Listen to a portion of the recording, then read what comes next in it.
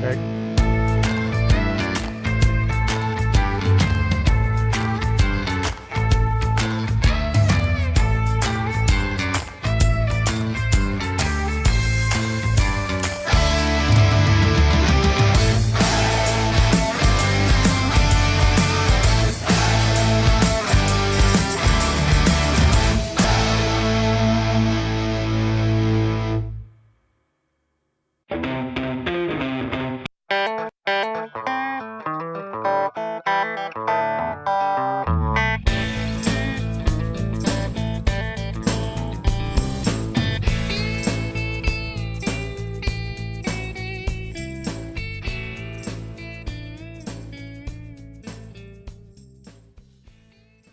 And now for something completely different. Forget everything you've been told by others before. Get ready for the real deal, the full story. Real talk about money, markets, life. Now, it's The Real Investment Show with Lance Roberts, presented by RIA Advisors.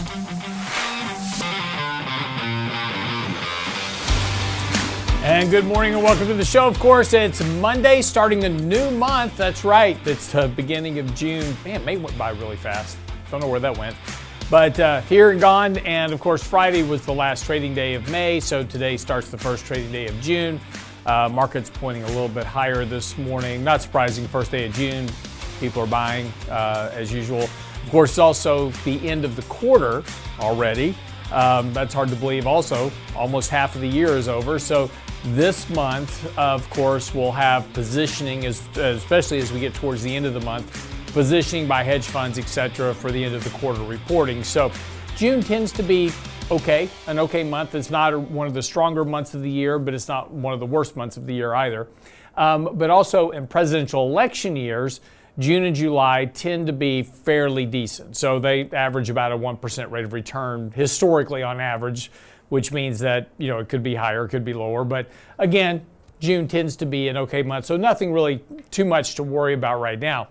On the economic front, though, we got some economic data out on Friday in terms of PCE showing that consumer spending is weakening.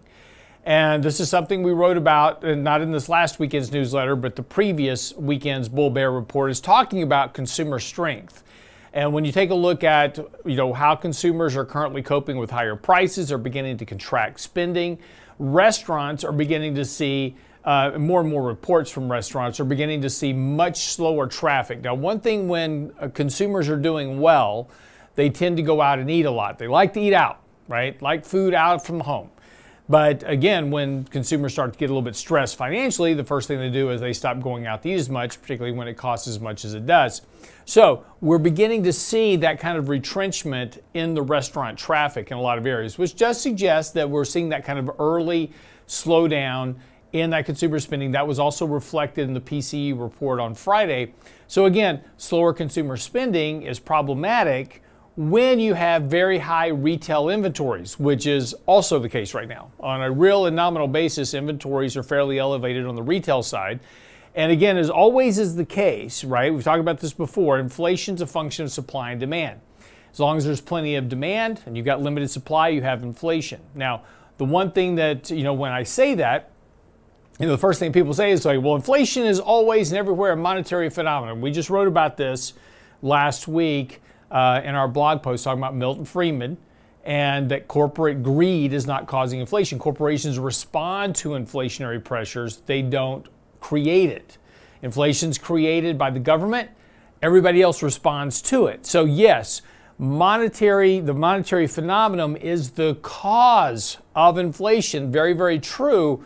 The response to that, though, is the cure. And that response is consumers beginning to contract spending.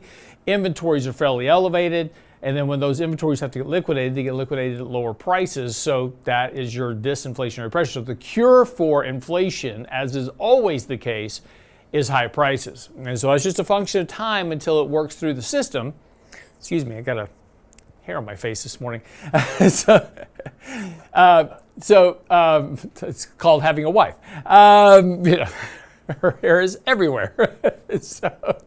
Anyway, the issue is that, when you talk about inflation and you talk about the cure for inflation, it's always important to separate the two, right? So when you have, one thing we always want to try to attribute to is that everything is caused, inflation is caused by monetary interventions. That's true. That's the response, though, that is the cure for that. And again, this is the one thing to pay attention to, because we're now seeing that response in the economic data really kind of across the board. And we're seeing that, in not just the PCE report on Friday, we've seen it in the recent ISM sales. Also, take a look at the Chicago Purchasing Managers Index, had just a massive collapse just recently. Economic data is beginning on all fronts, both service as well as manufacturing side, beginning to show some real weakness here, and that suggests we get slower economic growth as we get later into this year. And again, this is why the Fed will be cutting rates ultimately later this year, is to try to stave off that economic weakness. So again, just that macro picture is still developing. And while the markets haven't responded to that just yet, it will later on as we get there. Okay, so that was kind of the economic wrap-up from last week. Let's talk about the markets and what you need to know before the bell this morning. So Friday was interesting because on Friday, the market broke through the 20-day moving average early in the day.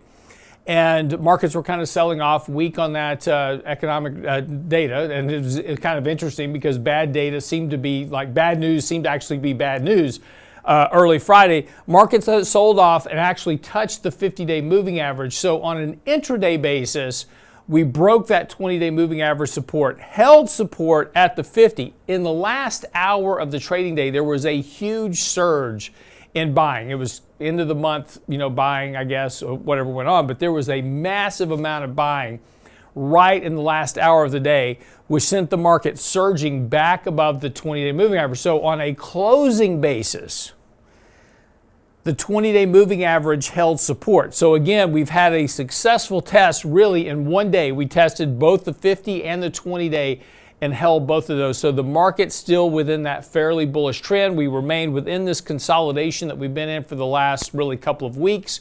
The fact that the market closed above the 20-day moving average held that support level. So now we're kind of back, theoretically to this previous kind of run in the markets where we just kind of held the 20-day moving average that acted as primary support. Still on the sell signal though, so that suggests that upside to the markets may be somewhat limited near term. And we may just kind of be stuck in this range where we are right now. Maybe we get to some minor new all-time highs.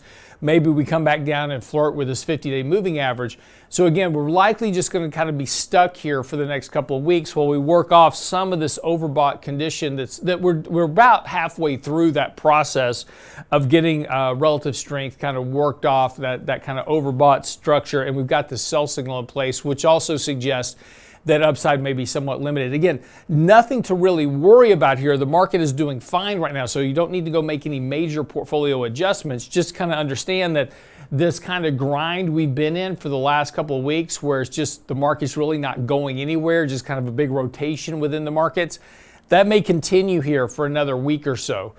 So again, don't get frustrated because you're not making any money. It's just that the market's not doing anything. But again, just kind of keep a watch on that because again, there's nothing inherently wrong with the markets right now. And again, no reason to expect that markets are having a big sell-off anytime shortly. Again, as we just went through this corrective cycle, we're kind of in this this bull phase of the markets right now. It's still kind of early.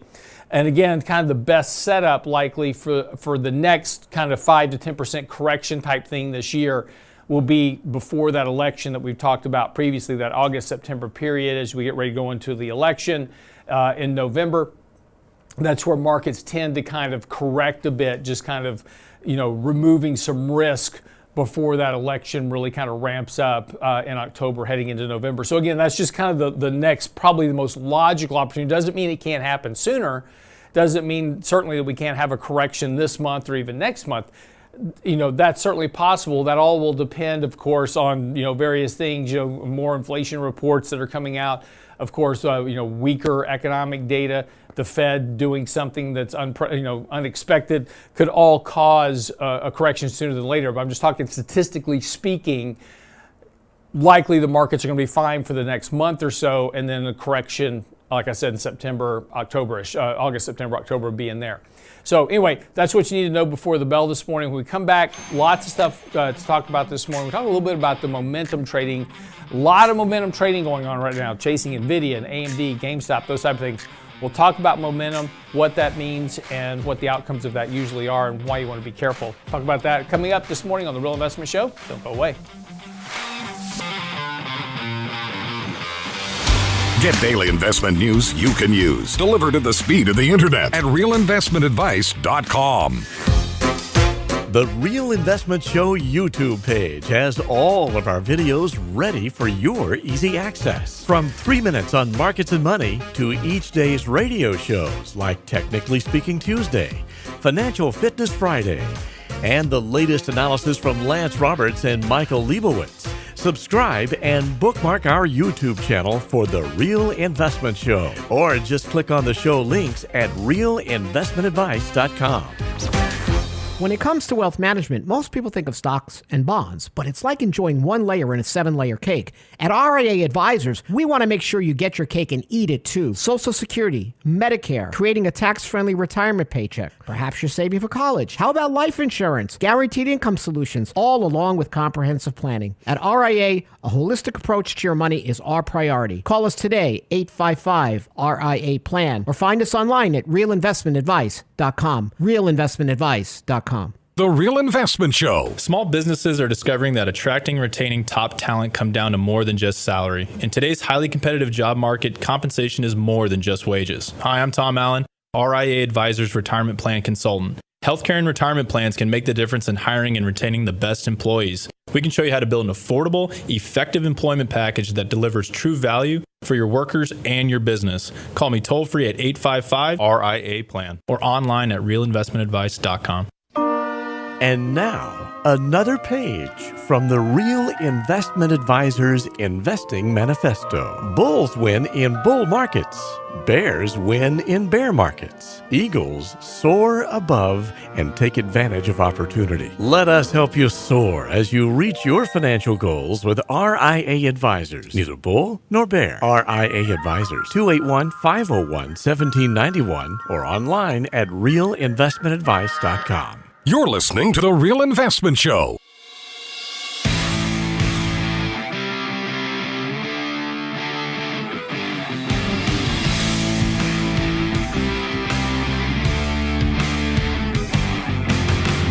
Show this morning. So talking a little bit about momentum trading again this morning.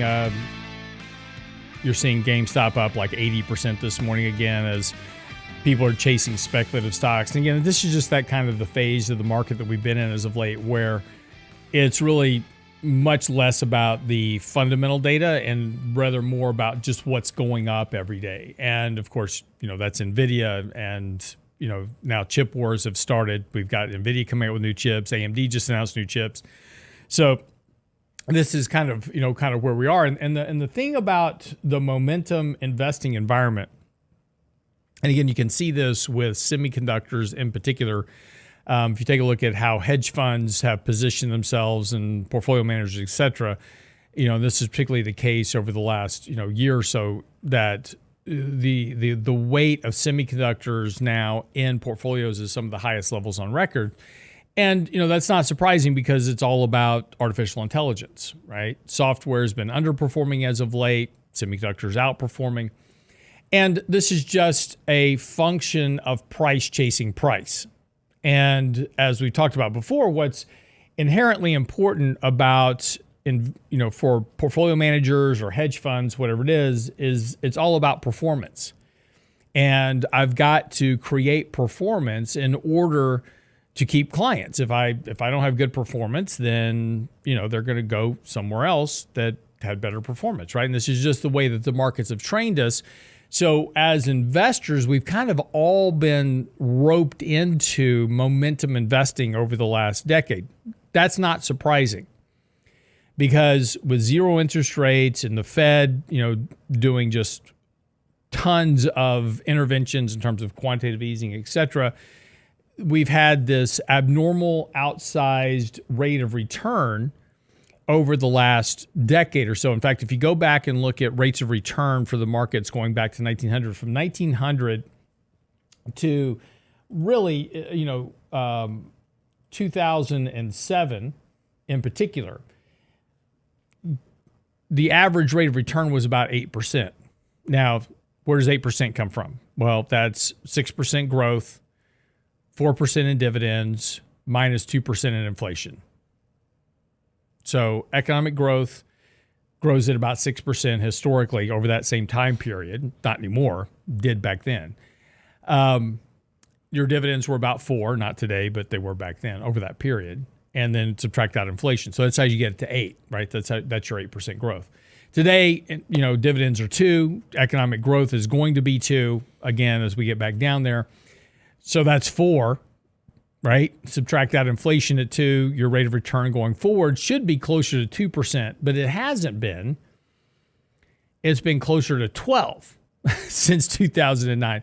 In fact, because of all that monetary intervention, the rate of return on stocks went 50% higher than their long-term average, even though you didn't have near the economic growth to support it. And that's solely a function of a massive amount of monetary interventions. So, we've done about $43 trillion worth of monetary interventions.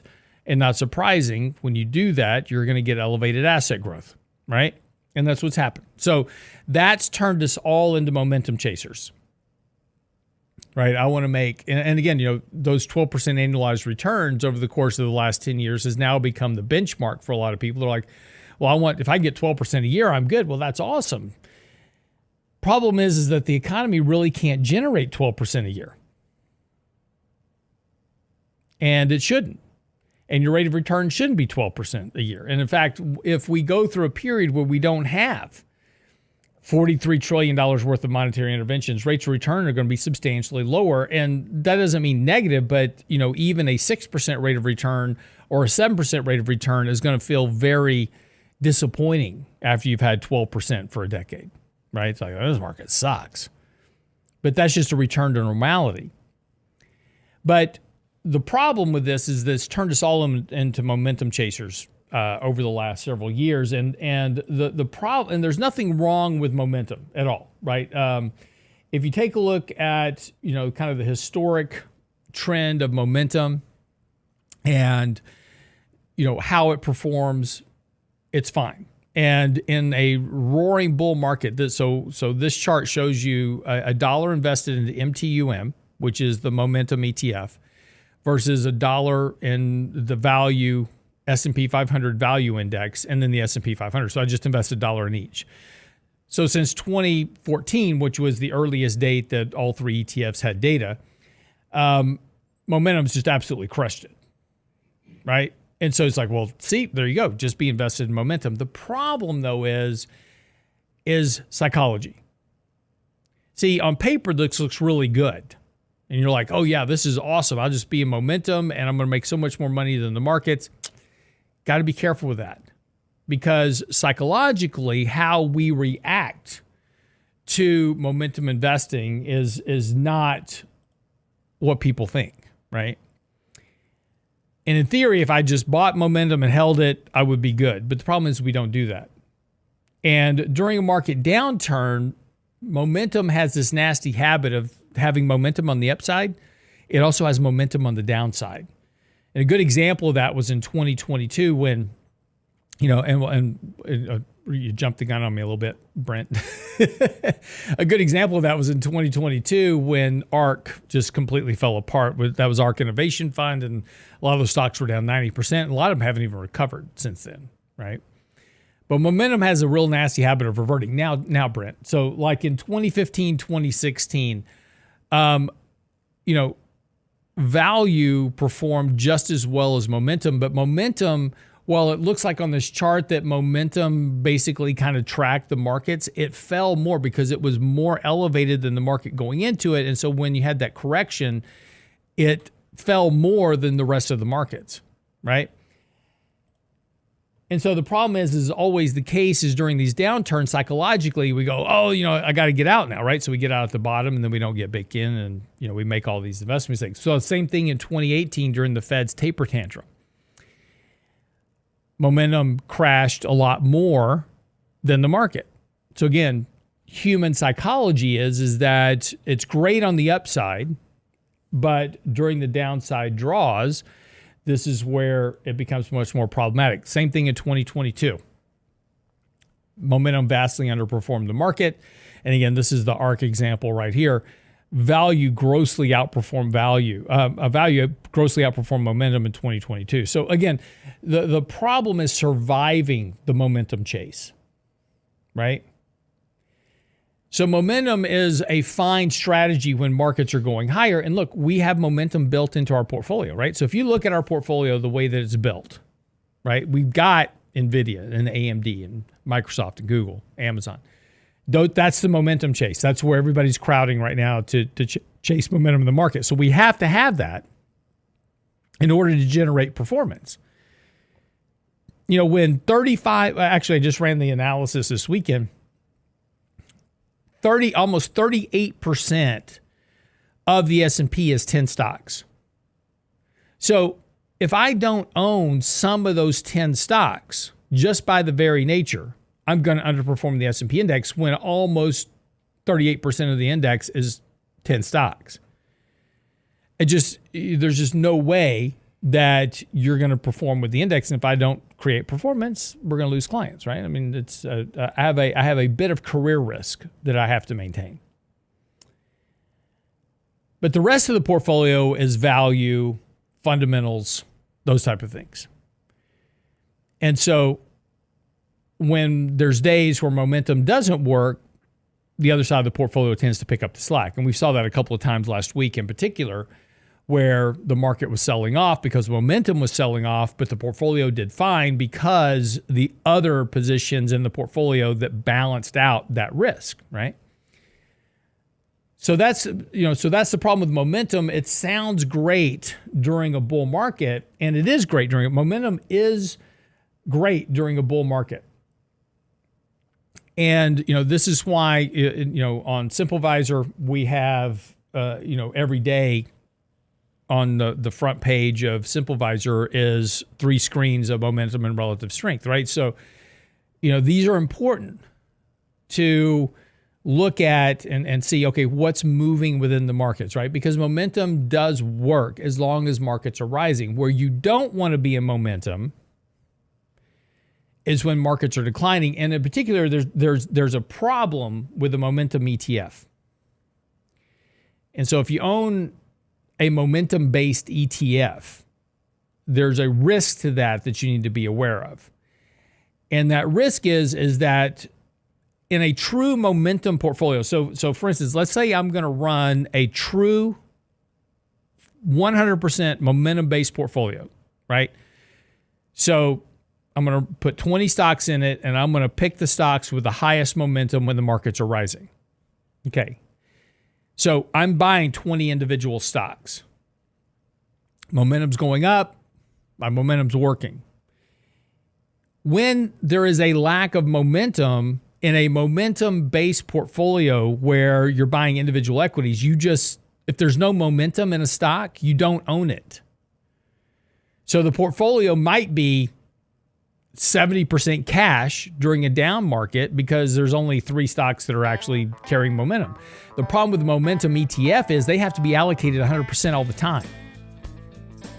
And that's why a momentum ETF or a momentum index fund will crash more than the markets, because momentum carries momentum on the downside just like it does on the upside.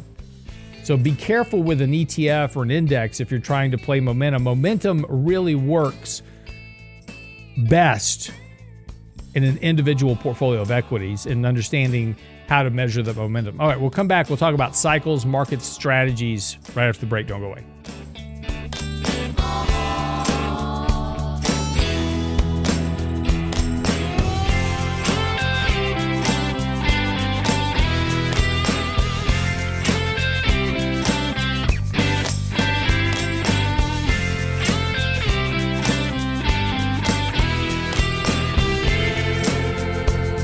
The Real Investment Advice blog. It's required reading for the informed investor. Catch it today at realinvestmentadvice.com. Oh, Red, I declare, I plumb missed that candy coffee. Whatever am I gonna do? Don't you worry, little darling. We'll watch it again on our YouTube channel. Why, Rhett, I never. The Real Investment Show YouTube channel has all of our past presentations, from Candid Coffee and Lunch and Learn to special topic discussions, and all of our live show recordings preserved for you. Subscribe now to the Real Investment Show YouTube channel, or look for the link on our website at realinvestmentadvice.com. Hi, Lance Roberts here. If you're like most people, your 401k plan represents the bulk of your retirement assets, and unfortunately for many, managing your 401k plan can be difficult. There's so many choices, so many things to consider. With just a quick email, a couple of questions, you can put RIA advisors to work for you managing your 401k plan. Just simply click Ask a Question at realinvestmentadvice.com or give us a call at 855-RIA-PLAN. That's realinvestmentadvice.com. The Real Investment Show.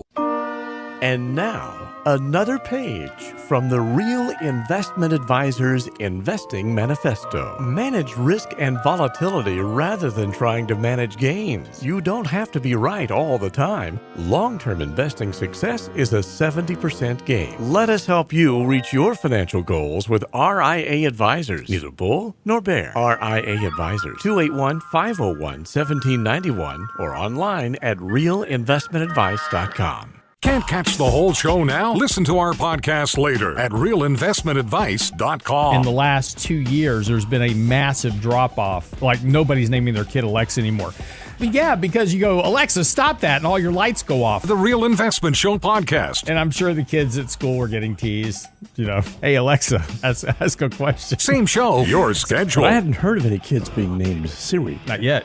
I'm sure there are. I am sure there are. And there's probably some kid named Bixby somewhere. At realinvestmentadvice.com. When it comes to wealth management, most people think of stocks and bonds, but it's like enjoying one layer in a 7-layer cake. At RIA Advisors, we want to make sure you get your cake and eat it too. Social Security, Medicare, creating a tax-friendly retirement paycheck. Perhaps you're saving for college. How about life insurance, guaranteed income solutions, all along with comprehensive planning? At RIA, a holistic approach to your money is our priority. Call us today, 855-RIA-PLAN, or find us online at realinvestmentadvice.com. realinvestmentadvice.com. Health and financial security touches everyone within your organization. Offering benefits for all doesn't need to be complicated. Hi, I'm Tom Allen, Senior Benefits Consultant at RIA Advisors. RIA Benefits provides independent expertise to find solutions that speak to the mission of your business, the culture you want to establish, and the budget you are able to work within. Book a free consultation with me at realinvestmentadvice.com/retirement, and we'll find a solution that takes care of your most important asset,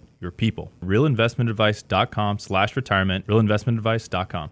The Real Investment Show YouTube channel has all our videos ready for your easy access, like Technically Speaking Tuesday, Financial Fitness Friday, plus each day's radio shows. Subscribe and bookmark our YouTube channel at realinvestmentadvice.com. You're listening to The Real Investment Show.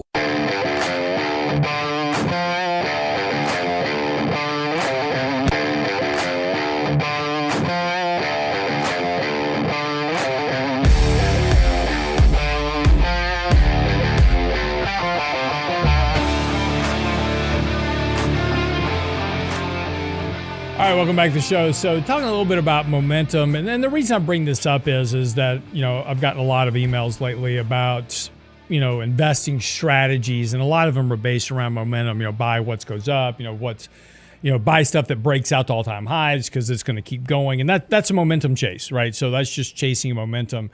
And again, that's not, none of that's surprising given this kind of market rally we've had just since November has, you know, certainly sucked a lot of people in.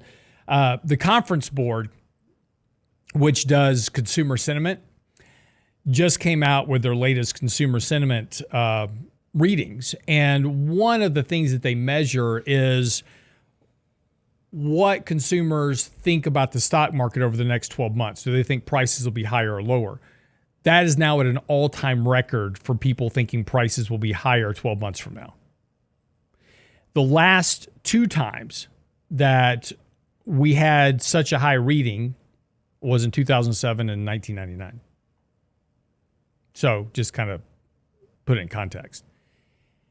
Now, it doesn't mean the market's going to crash tomorrow. That's not what I'm saying. But I'm just saying is that everybody's very bullish. And again, it's not surprising after, 12 years of just kind of incessant nonstop, but just lately, this whole AI chase, everything's going up, got to chase momentum. And again, nothing, let me be very clear, there's nothing wrong with running momentum strategy in your portfolio.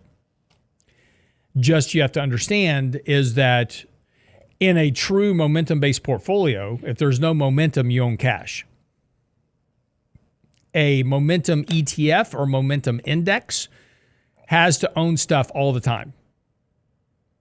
So even in a declining market, you own stocks that have a momentum lag at that point. That's why a momentum ETF will grossly underperform during a sell-off. And this is why it's important to kind of understand market cycles and what works during different phases of the market cycle. And, when you're managing money, this is part of the job, which is understanding markets change. You have to change your strategy with the markets. And again, we talked about this before, is that, every year they come out with a SPIVA report, which is from S&P, talking about the investment managers in like mutual fund managers, et cetera, who outperformed their index last year versus who didn't. And every year they come out as like 80% of large cap managers didn't beat the index last year.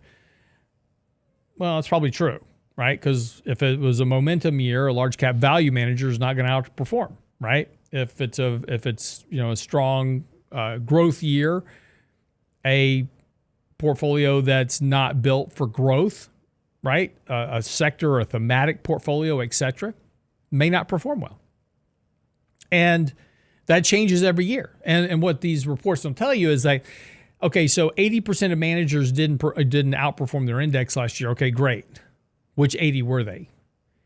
Because those managers probably outperform maybe last year, or they'll outperform the next year, right? And the 20% that did outperform won't next year because market cycles, styles change.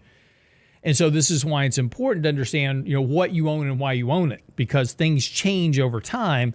And just trying to beat an index every year is challenging, because normally by the time you figure out what was working, right, you go pile into that, and this is the year that doesn't work because something's changed in the market. And so if you take a look at, kind of a chart of economic cycles versus investing cycles, you can kind of understand better about what works during bull and bear markets. And, right now we're clearly in a bull market. We're in a late stage bull market where momentum works.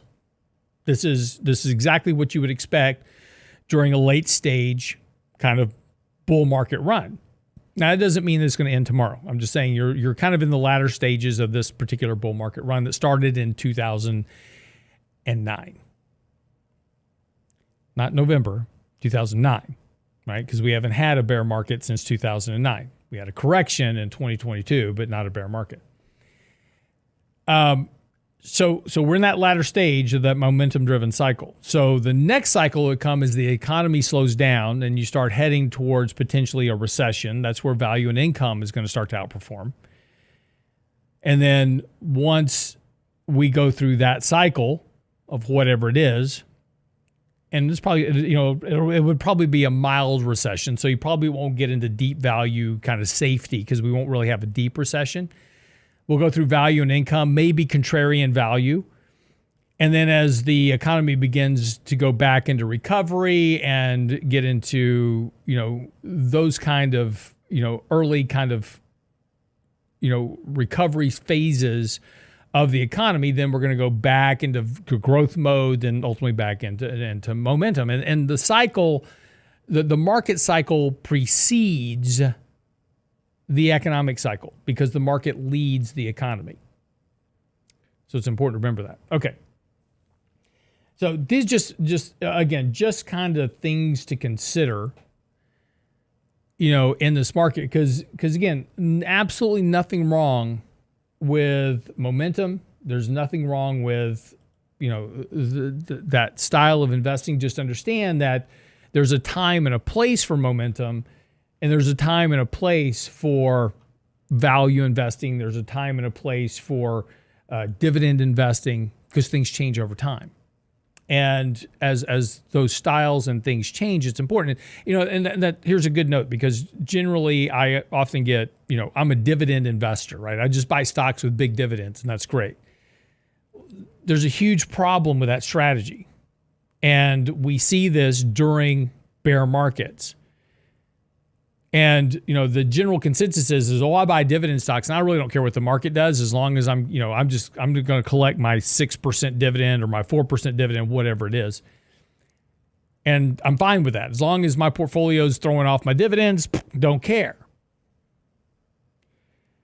Well, see, the problem with the dividend strategy is that during a bear market, 2008 was a great example of this.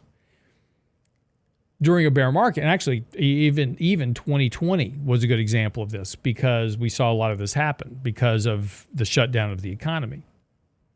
But when things get bad for a company, companies cut their dividends. So now, unfortunately, your portfolio is down 30, 40, 50% because the price of the market has declined. And you're like, okay, that's fine. I don't mind if I lost 50% as long as I'm getting my dividends, but all of a sudden you're not getting your dividends anymore either. Or they've been cut dramatically, which happens all the time. During 2000 and during 2008, dividends were cut by over 50% during that period. So all of a sudden, your whole dividend strategy just went out the window. So again, nothing wrong with the dividend strategy. Dividend strategies work great in rising, trending bull markets, which happen more often than not. About 80% of the time, the market's in a bull market. So dividend yielding strategies work great during rising bull markets. That's why we have a dividend equity model, at Simplifizer. Those work great. It's a great performance vehicle because you get the dividend growth, you get the stock growth, but just understand that during a bear market, that can go horribly wrong, and has for many people throughout history. So again, just investing styles, very important to understand the time and the place for what you're doing in your portfolio. So if you're trying to manage your own money, that's just kind of an important concept. Okay.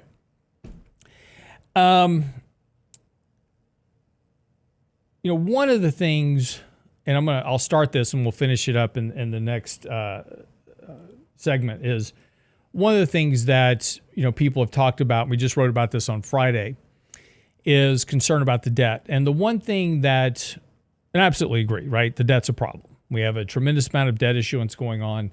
And the problem is that the debt issuance that we have is for non-productive purposes.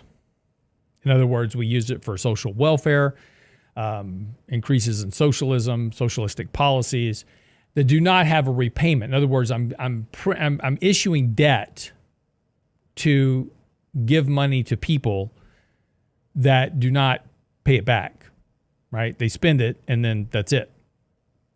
And that's a non-productive use of debt. There is on the horizon a sea change potential because of artificial intelligence that could change that dynamic for the better. And something that we really haven't seen since really kind of post-World War II. And if you remember back post-World War II, or actually Depression and post-World War II, we were doing things with government funds. We built the Hoover Dam. And we used federal debt to build the Hoover Dam. The Hoover Dam created electricity, still to this day provides electricity that people pay for. So that was a hugely productive use of government debt. And as is always the case, if I can use government debt to do something that produces a long-term income stream that repays that debt and then provides a profit on top of it, that's a good use of money. All day long, you should do that. We did it with the Tennessee River Valley Authority. Same idea. That's a productive use of debt. And the one thing, and we'll talk about this after the break, is that yes, there's a lot of concerns about the rise in the debt. I get it, right? We've been issuing a lot of debt to fund these policies that the government wants to run to buy votes. And that's a problem. But one of the things coming down the road that we may want to be paying attention to is something that could actually be a positive use of that debt in the future. Talk about that after the break. Don't go away.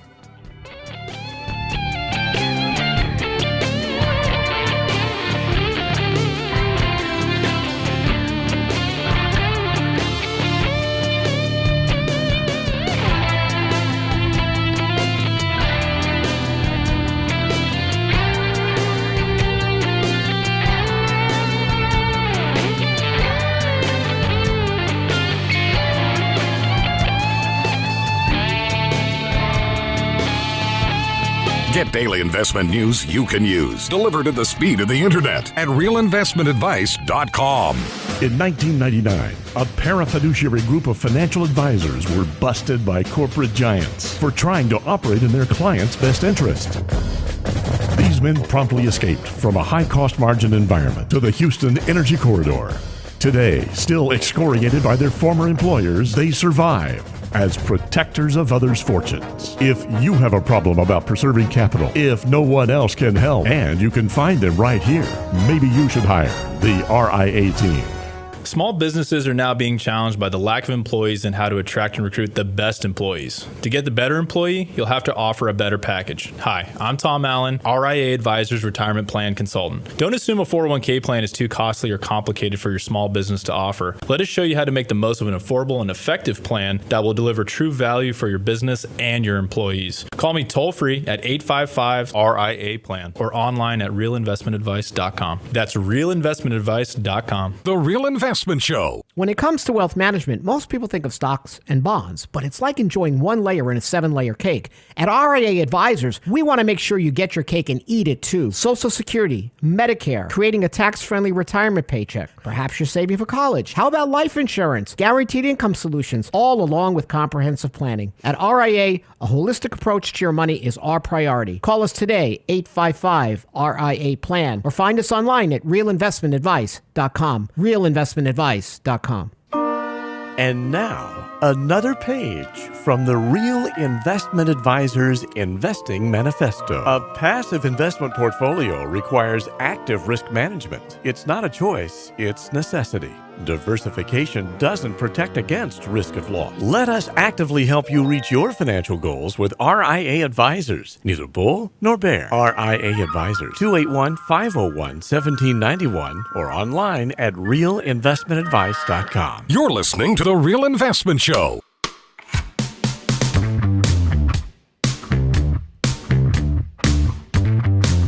So I'm going to thank Sharp's Law in our chat this morning for bringing up the interview on Thoughtful Money with James Grant, because it feeds right into what I'm about to talk about. So you should go watch the interview with James Grant about debt and interest rates, because he's entirely wrong.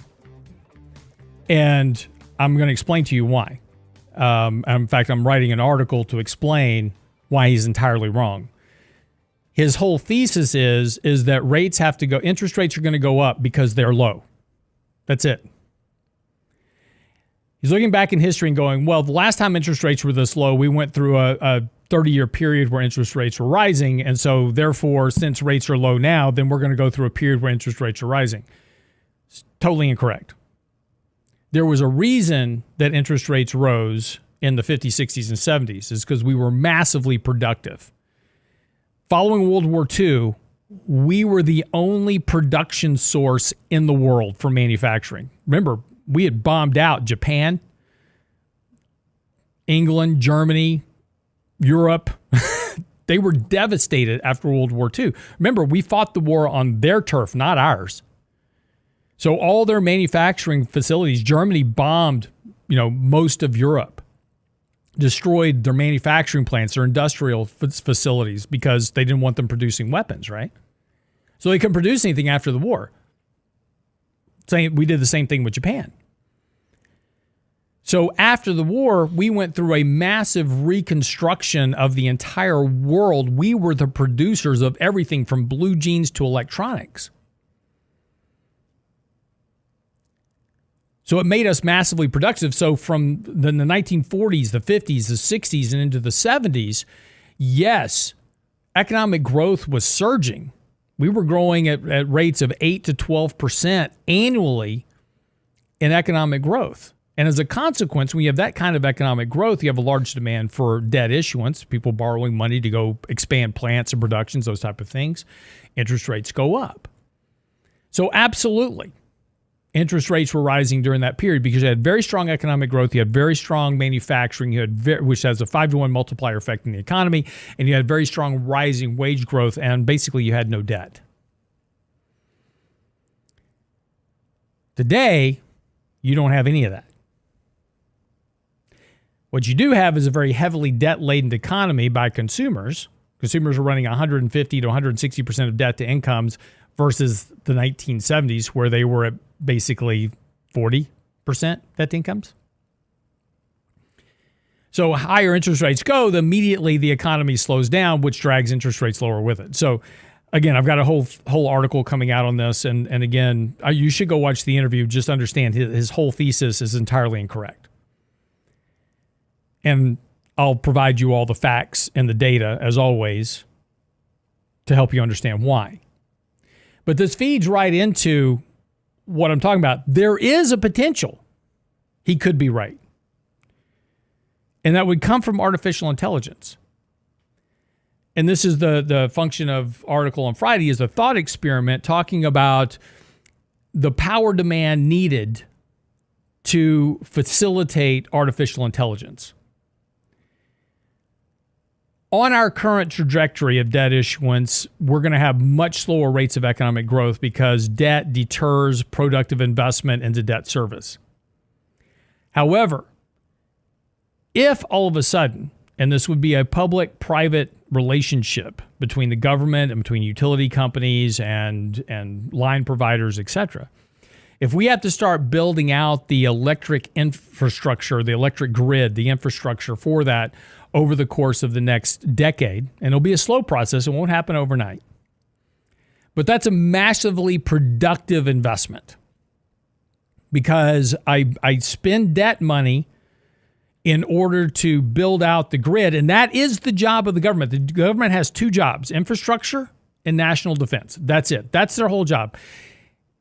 If I was president, I would take every other department in the government and return it back to the states where it belongs. Department of Education, Department of Energy, Department of Health and Human Services, all that belongs to the states. None of that is the government's job. Student loans, all that state. You'd massively reduce the size of government, and the government would be responsible for two things, infrastructure and national defense. The electric grid is both of those. So that is solely the job of the government. So in conjunction with utility companies needing to build out increased power distribution for AI data centers, electric vehicles, all this type of stuff that we want to have that's all electric, it's going to require massive government investment. That's okay, though, because that investment has a long-term profitable return on it. The debt will pay for itself. And so so basically, if you just took the current run rate of debt issuance that we're doing and just apply a minor rate of economic benefit coming from this infrastructure build-out requirement over the next decade, you'll reduce the current debt to GDP ratio from about 120 back to almost 100% of debt to GDP. Which isn't great, but that's just in a decade. If you keep doing this going forward in the next 20, 30 years, you could reduce that a lot more. Now, that would create jobs, a lot of jobs, demand for commodities, demand for products, demand for labor. That demand for labor will lead to higher wages. Higher wages lead to more consumption because people have more money to spend. That consumption leads to stronger economic growth. That economic growth fuels more build out, more consumption, which requires more debt to be required. So companies go out, they borrow money from the banks in order to build out more infrastructure. Yes, the government's also involved in that debt issuance to help support the build out of the infrastructure, but that leads to higher rates because there's more demand for debt.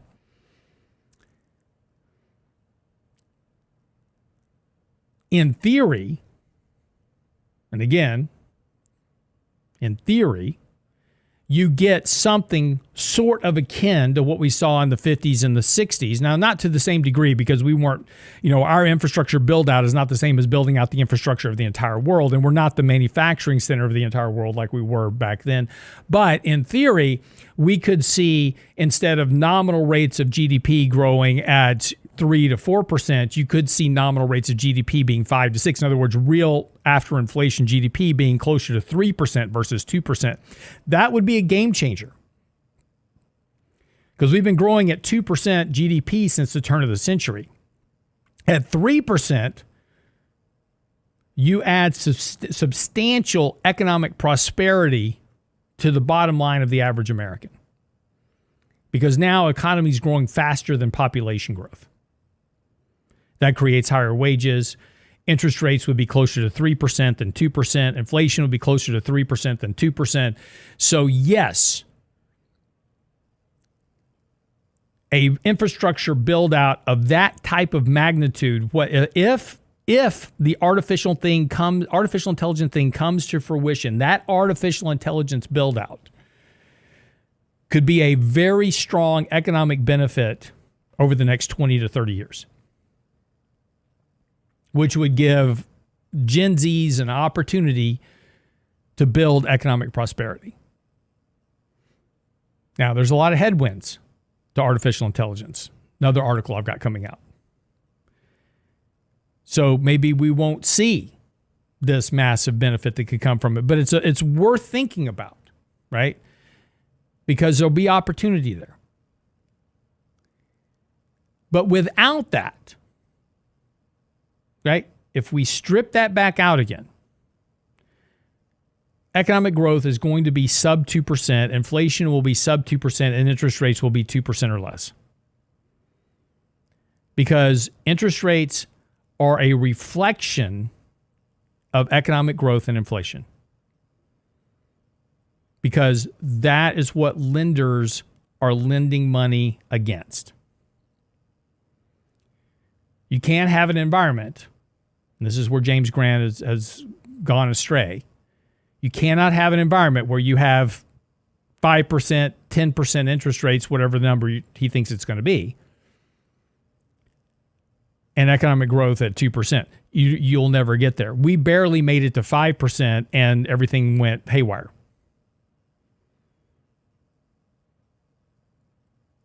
So it's important just to keep all the data and the facts in place. And again, I'm going to I appreciate Sharp's Law bringing that up on our chat, because I'm going to write an article about it for next Friday, going through all the data and why interest rates track economic growth and inflation. So all you've got to do now is make assumptions about where you think economic growth and inflation are going to be, right? So if you think inflation is going to be 5%, you've got to put economic growth at 5%. So how are you going to get there? What's going to create that economic growth? X AI and X the infrastructure build out, which is the one potential possibility that could come to fruition. What's your case? Debt does not cause inflation. Debt does not cause higher interest rates. The more debt you have, the lower interest rates and inflation are going to be. The data proves that out. So again, you just have to make this case. All right.